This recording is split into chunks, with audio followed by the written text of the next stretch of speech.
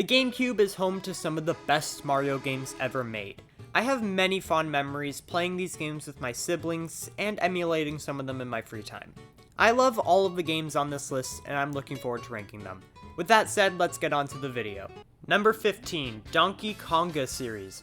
I've decided to lump all the Donkey Konga games into one considering they all play pretty much exactly the same. Each of the 3 Donkey Konga games offer us different selections of songs to play the bongos to. You can connect the neighborhood unapproved DK bongos to the GameCube to, I don't know, make it more immersive. The game largely feels like a cheap Guitar Hero. Number 14, Dance Dance Revolution Mario Mix. The title doesn't lie.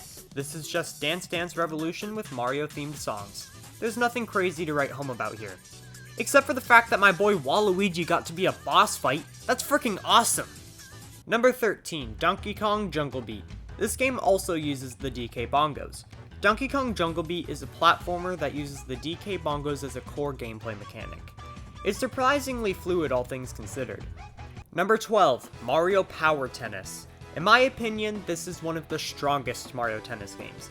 It has an amazing roster, stadium selection, game mode options, and overall gameplay experience.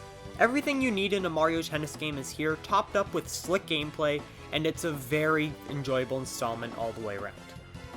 Number 11, Mario Golf Toadstool Tour. Not a bad Mario Golf game. I've always preferred the Mario Golf games to the Mario Tennis games. Mario Golf Toadstool Tour is a very solid entry in the Mario Golf franchise with an interesting character selection and overall fluid gameplay experience. It's certainly one of the better and more memorable Mario Golf games. Number 10, Super Mario Strikers. While I definitely find this Mario Strikers to be more on the basic side compared to the next 2 installments, I can't deny how solid the mechanics are for this game. Of all 3 games, this one is by far the most accessible. All you need to do is pick your captain, sidekicks, stadium, and boom, you have your match of Strike ready to go. No stats to worry about, no pro strats, no stage hazards, no gear, just you and your game of the infinitely better version of soccer. Which I also really love how they take this game that's clearly inspired by soccer and make it completely different from soccer. I've already talked about this in previous videos, but I think it was a genius gameplay choice to simplify soccer while simultaneously making the sport incredibly rough. Sometimes, if I have something on my mind or just want to get lost in my thoughts, I'll pop in this game for a while and I'll just become completely satisfied with the experience I'm offered. It's a really relaxing game for me. While I personally don't think this game compares to Charged or Battle League, nothing beats how relaxed and simplistic this game feels in comparison. It's still one of my favorites. Number 9, Mario Superstar Baseball. While Mario Strikers as a series tops Mario Baseball in my opinion, Mario Superstar Baseball has the GameCube Mario Strikers beat by quite a bit. The amount of detail and effort put into this game is immaculate. It's got an addictive campaign mode where you unlock many Mario characters to add to your dream team of 9. Putting together the perfect team to obliterate your rivals is incredibly enjoyable, and the gameplay is everything a baseball game should be. Easily the best Mario sports game on the GameCube. Number 8, Mario Party 4. I'll keep the descriptions of each Mario Party brief as I've talked about each one on this channel multiple times. I'm gonna assume you have a basic understanding of the Mario Party franchise.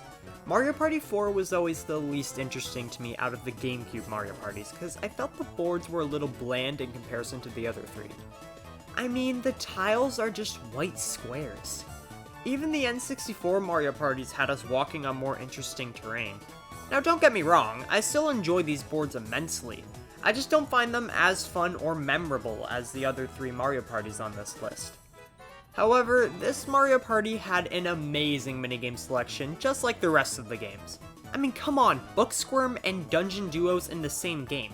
That's insane! Number 7, Mario Party 5. The next 3 Mario Parties are also my top 3 favorite in the whole series. Mario Party 5 has an amazing board selection with a whopping 7 boards to choose from.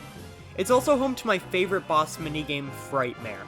Boo and Bowser Jr. / Koopa Kid both make their first appearances as playable characters. No one cares about you, Toad. Mario Party 5 will always be one of the best Mario Parties to me because of all the great things it introduced to the franchise. Number 6, Mario Party 7. Honestly, Mario Party 7 could be completely interchanged with Mario Party 5. Mario Party 7 feels very similar to Mario Party 5, but this one has a charm I just can't really describe. All 6 boards are beautifully put together. The minigame selection is phenomenal. I have lots of nostalgic memories with this game, and it will always be a very special game to me. Number 5, Mario Party 6. I'd argue this Mario Party is the best because of the genius mechanic known as the day and night cycle. Every few turns, the board changes from day to night, or vice versa, and something major changes on the board that completely spices up the gameplay. Of course, like all the GameCube Mario Parties, this one has one of the best minigame selections out there. There's never a dull moment with this Mario Party, which is why it's my all-time favorite. Number 4, Mario Kart Double Dash. I'm surprised we haven't seen the 2-driver mechanic return from this game. As unconventional as it is, it's super clever and it's implemented really well. This game is home to some both amazing tracks and battle tracks. There's tons of fun to be had with this iconic Mario Kart experience. But of course, it isn't without its drawbacks. The courses hadn't quite crossed into the threshold of being unbelievably detailed like some of the tracks did starting with DS. That's my opinion. Fight me, bitch. The controls are super touchy, which actually doesn't bother me too much, but not being able to hold items behind you is kind of annoying. Otherwise, this game is fantastic. Plus, it's home to DK Mountain, which is by a landslide the best track in this game. Okay, admittedly, Rainbow Road's a pretty close second. Number 3, Luigi's Mansion. An odd choice for a launch title, but hey, this game is awesome. The original Luigi's Mansion is definitely on the shorter side, especially for a launch title, but there's so much packed into this amazing game that I'm willing to forgive that. Exploring this massive mansion with Luigi is gratifying. This entry in the Luigi's Mansion series is praised for its open style and unique ghosts. The other 2 Luigi's Mansion games have very basic and unoriginal ghosts, whereas this one gives many of the ghosts full personalities and backstories, which kind of makes turning some of them into paintings a little sad, but Hey, he started it! This game truly did make a huge impact on the Mario franchise and really showed off the GameCube's capabilities, which is why it's ranked generously on this list. Number 2, Super Mario Sunshine. This was the big Mario title for the GameCube, and it was a slam dunk. Mario, Peach, Toadsworth, and a few other Toads take a trip to Isle Delfino, where in true Mario fashion, Bowser gets in the way of what should be a relaxing, fun experience. Bowser Jr. makes his first appearance ever in the Mario series, not counting Koopa Kid, as Shadow Mario, and frames Mario for spreading paint all over Isle Delfino. Mario is ordered to clean it up as punishment using his newly found companion, Flood. But what do you know, Peach gets captured. Are any of you surprised? Now Mario has to add saving Peach to his checklist. Again. Mario explores many tropical-themed areas. You might think that would get old after a while and that they'd all start to blend together, but that's not the case at all. Nintendo does an amazingly well job of making each location stand out and feel significantly different than the others. This Mario game has some of the best level design of any Mario game ever, which makes it easily the second best game on the GameCube. Number 1, Paper Mario: The Thousand Year Door. How could this not be number 1? I did make a video recently where I dove into the story and mechanics behind not only this game, but the other Paper Mario games as well, so I'll keep this explanation brief to avoid sounding like a broken record.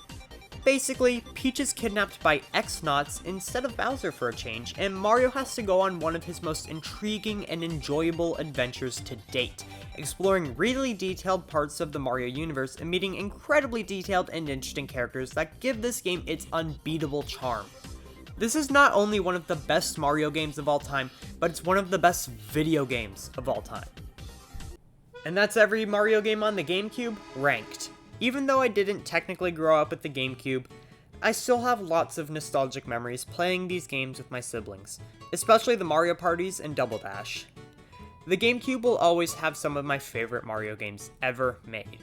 Thank you all so much for watching. I really hope you enjoyed this video. I'll see you all in the next one, but until then, keep being awesome Nintendo fans. Peace out.